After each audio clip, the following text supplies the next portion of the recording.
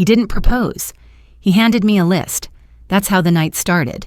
No ring, no speech, no nervous smile, just 2 printed pages slid across the table like paperwork, the title bolded at the top, telling me exactly what I needed to change if I wanted to be his wife. We'd been together for years, talked about marriage, talked about forever, talked about the kind of life people assume is already locked in when you've been with someone that long. So when he asked me to sit down and said we needed to talk about our future, I honestly thought this was it. That moment you tell your friends about later. Instead, I felt my chest tighten as I read the first line, then the second, then realized this wasn't a conversation. It was an evaluation. In that instant, everything I thought I understood about our relationship started to feel unstable. How much I'd given, how much I'd trusted, how much of myself I'd already bent without noticing. I remember sitting there, nodding, trying to stay calm, wondering if this was what commitment looked like now, if love came with conditions you only learned about after you were fully invested. By the end of that night, our relationship was already dead. I just didn't know it yet. What I did know was that something had shifted inside me, something quiet but firm, because while he was explaining why his list made sense, why this was normal, I was realizing how close I'd come to agreeing just to keep the peace. And what he didn't expect, what he couldn't have planned for, was that I would go home, sit alone with my thoughts, and start writing a list of my own.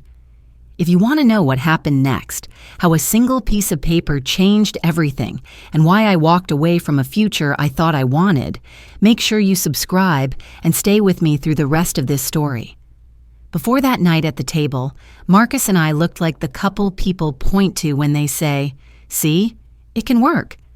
We'd been together 4.5 years, long enough that our routines had roots, long enough that our families stopped asking if and started asking when, and long enough that even I assumed the next step was a matter of timing, not a question mark.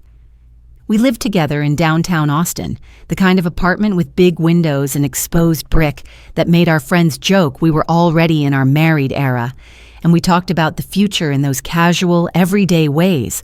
Rings pulled up on a phone screen, neighborhoods we liked, the number of kids we might have, which holiday we'd spend with which parents.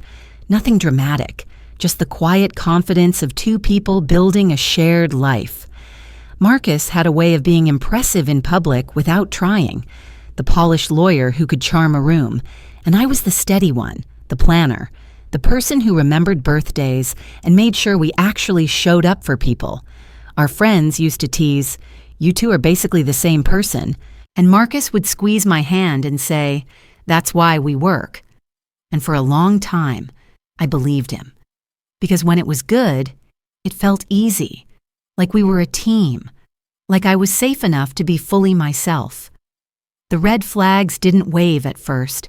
They came dressed as concern, the kind you can mistake for love when you're tired and you want the story to stay simple.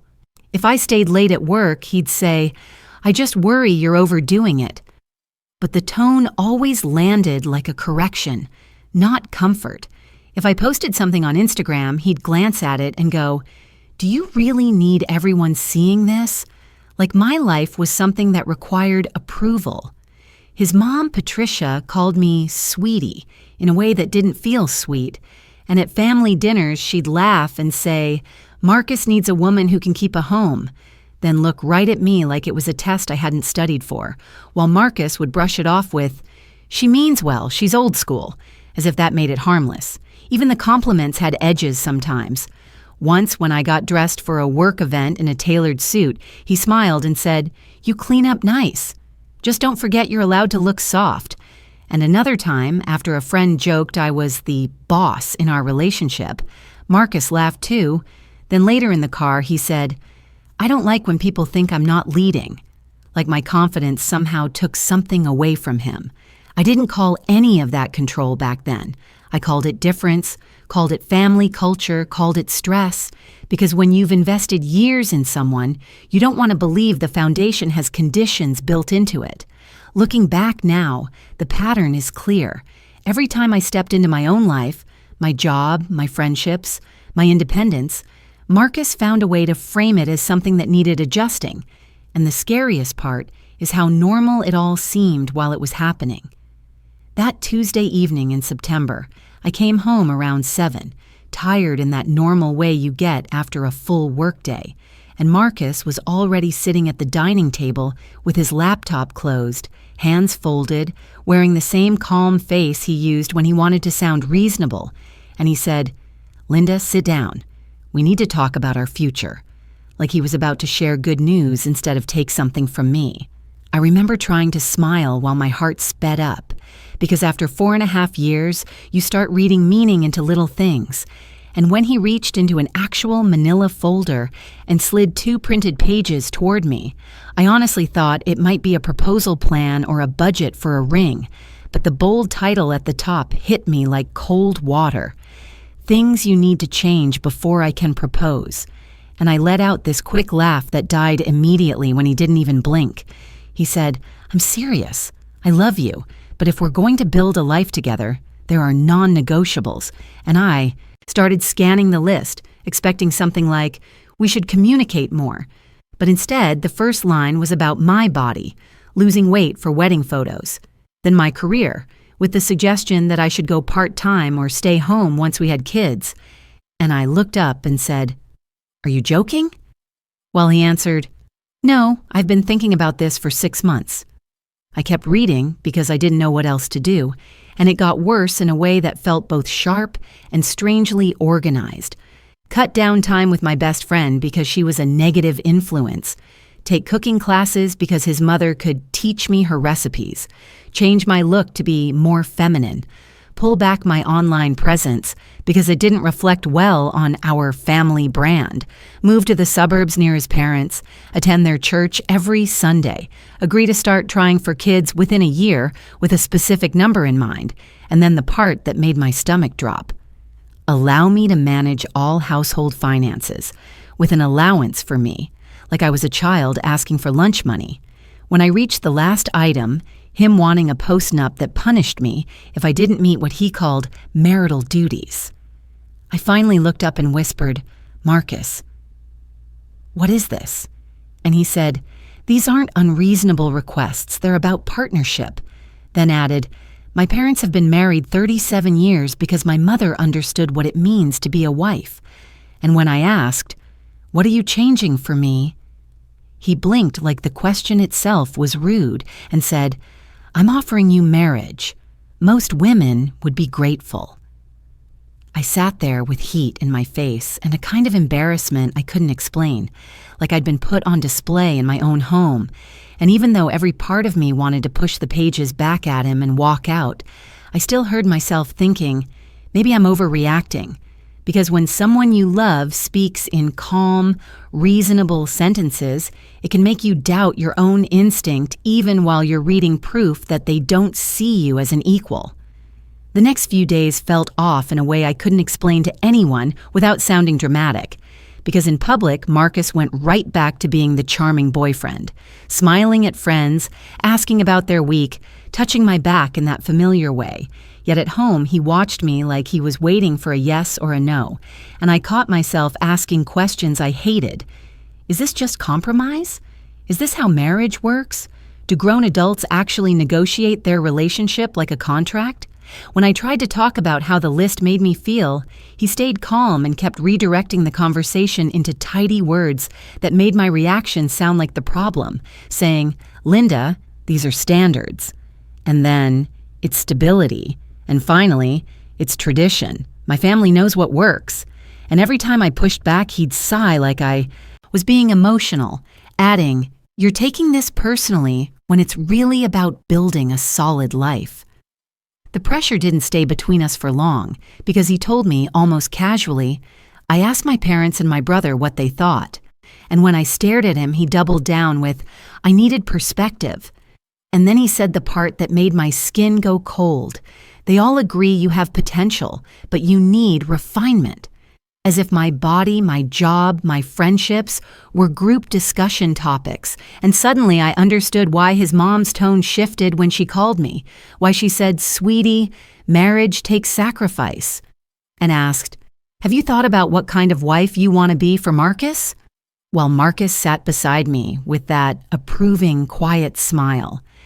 I tried to keep my footing by doing what I always do when life gets messy. I made lists in my head, I weighed pros and cons. I wondered if I should just bend a little to keep peace, until Marcus put a deadline on it like a business deal and said, "I need an answer within 2 weeks," then followed it with, "I'm 33, I'm not waiting forever, and honestly, neither are you." And that line kept replaying in my head at night, because it wasn't love, it was leverage. I didn't recognize myself in those days because I was still cooking dinner, still going to work, still answering texts like everything was normal. But inside, I was shrinking, rereading that list, trying to find a version of it that sounded less cruel, and at one point I even whispered out loud, "Maybe I'm being too sensitive," which is something I'd never say about myself. Then I did what a lot of people do when they can't trust their own judgment anymore. I went online looking for answers, and then I found something online. And everything clicked. That night, after Marcus went to bed like nothing had happened, I sat on the couch with my phone and started searching the questions I was too embarrassed to ask out loud. Postnups, traditional wife expectations, financial control in marriage, telling myself I was just trying to understand, and then I stumbled into a thread that stopped my breathing because the details were too close to home. The title was basically, "My Life. How do I get my girlfriend to be more traditional before proposing?"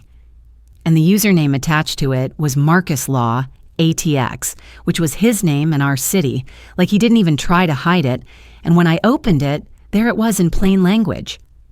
I've been with my girlfriend for 4+ years. She's too career-focused, too independent. I want a traditional wife. I'm planning to present her with a list of expectations before I propose. And I stared at the screen thinking, so the list wasn't a moment of panic. It was a plan. Then I kept scrolling and the comments read like strangers picking apart my life, and Marcus was right there replying, doubling down, exposing what he'd never say to my face.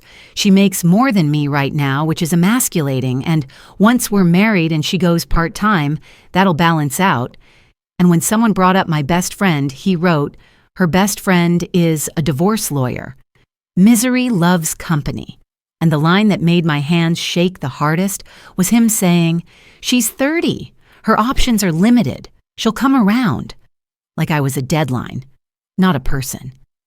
I felt this hot rush of anger, but underneath it was something steadier, clarity. Because now I wasn't arguing with my imagination or guessing his intent. I was reading his own words, describing me like a project, describing marriage like a way to shrink me into something easier to manage. And when he added, "My mother agrees she needs work." Too masculine. It finally explained the way his mom looked at me at dinner, like she was grading me, and why Marcus kept using words like standards and stability, as if they were kindness. I took screenshots of everything, every comment, every reply, every line where he talked about my body, my career, my limited options. And it wasn't just evidence, it was a line in the sand, because in that moment the confusion was gone, and all that was left was the truth. The man who claimed he loved me was already rehearsing how to replace me if I didn't comply. By Sunday evening, I stopped crying and started moving like someone who finally understood what was at stake. Because once you've seen the truth in someone's own words, you can't unsee it. So I spent that weekend quietly getting my footing back. I checked our shared accounts, pulled copies of my important documents, and sent the screenshots to myself in multiple places.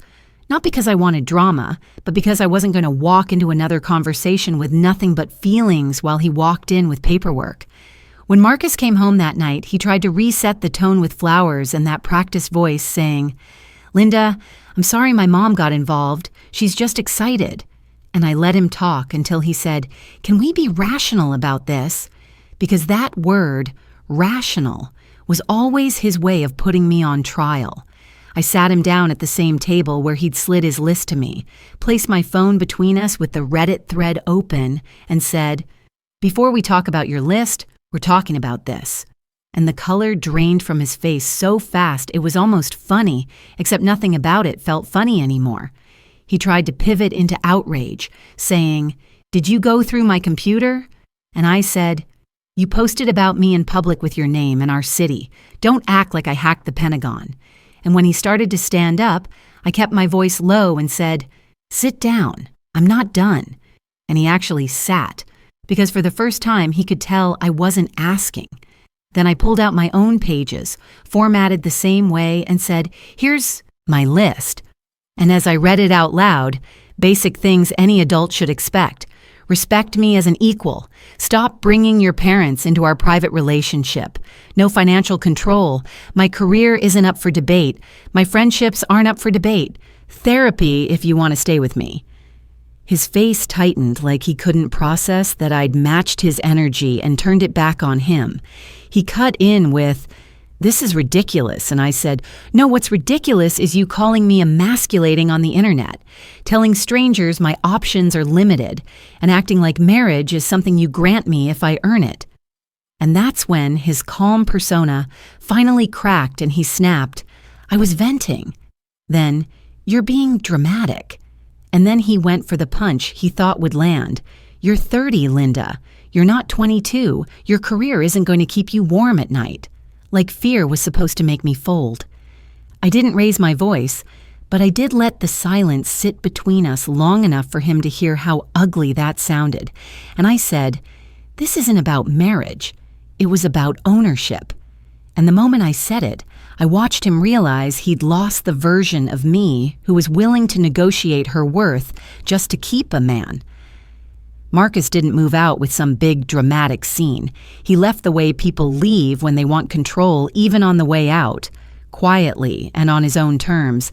And 12 days after that conversation, he came while I was at work and took his things like a thief taking back what he believed was his, then left the original list on the counter with a post-it that said, "You'll never find someone who loves you like I did."